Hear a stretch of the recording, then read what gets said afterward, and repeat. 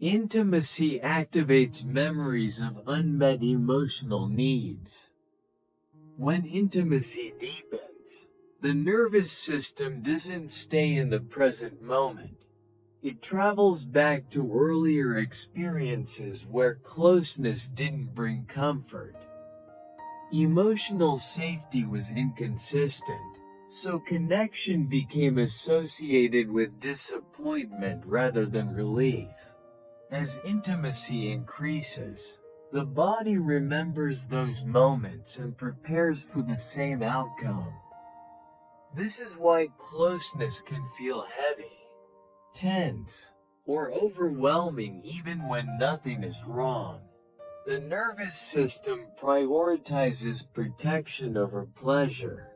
Mental health struggles arise not because intimacy is unwanted, but because it activates unresolved memories stored in the body. Your discomfort is not rejection. It is recall. 2. Your nervous system learned closeness wasn't consistently safe. Intimacy requires regulation, not just desire. When early attachment lacked consistency, the nervous system learned to stay alert during connection. Warmth felt unpredictable. Attention came and went. Safety was conditional. As an adult, closeness may trigger hypervigilance or shutdown. You may notice tension in your body, difficulty relaxing, or the urge to retreat. These are not conscious choices.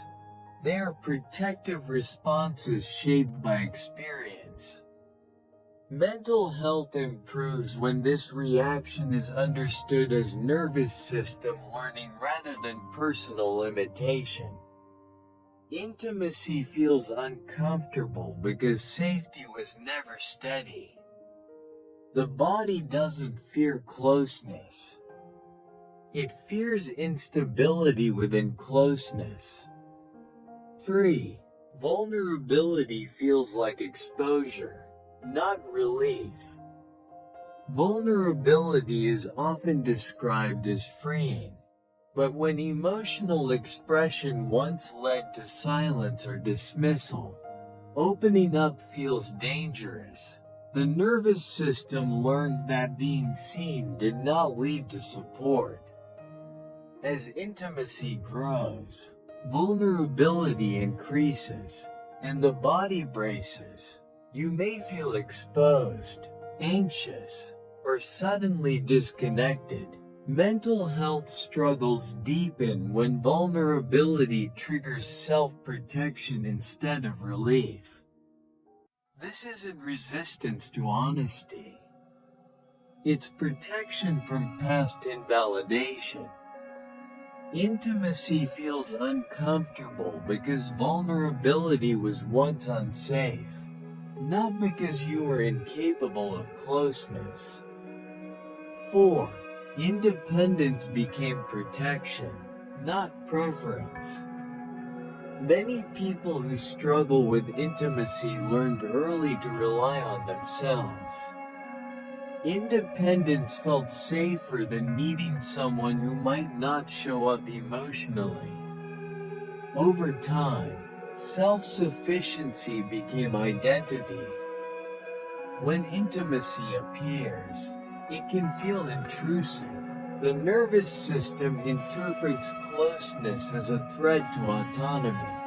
Mental health patterns such as avoidance or emotional distancing often stem from this protective independence. You didn't choose distance. You learned it.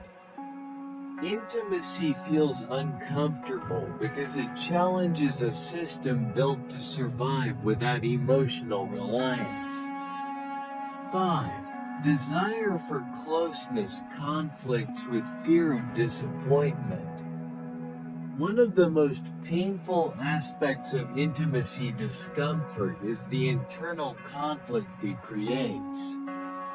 You may deeply want connection while simultaneously fearing the letdown that once followed closeness. The nervous system holds both desire and defense. This push-pull dynamic creates confusion, guilt, and self-doubt. Mental health suffers when longing and fear coexist without understanding. You may blame yourself for inconsistency, when in reality your body is protecting hope. You are not ambivalent. You are cautious. Intimacy feels uncomfortable because hope once hurt, and the body remembers. 6. Healing begins when safety leads intimacy, not the other way around. Healing intimacy does not come from forcing yourself to be more open or more available. It begins when you allow safety to lead. Instead of asking your body to tolerate closeness before it feels ready. When the nervous system learns that connection can be slow, responsive, and emotionally consistent, intimacy stops feeling like exposure and starts feeling like regulation. This shift happens gradually. You begin noticing where your body tightens, where it pulls back, and where it needs reassurance rather than pressure. Mental health improves when intimacy is approached as a nervous system experience, not a moral or relational failure. You stop judging your reactions and start listening to them. Healing does not mean eliminating fear overnight. It means honoring the parts of you that learned to protect themselves when closeness once hurt. As safety grows, vulnerability becomes less threatening because it is no longer demanded, it is invited. This content is for educational and reflective purposes only.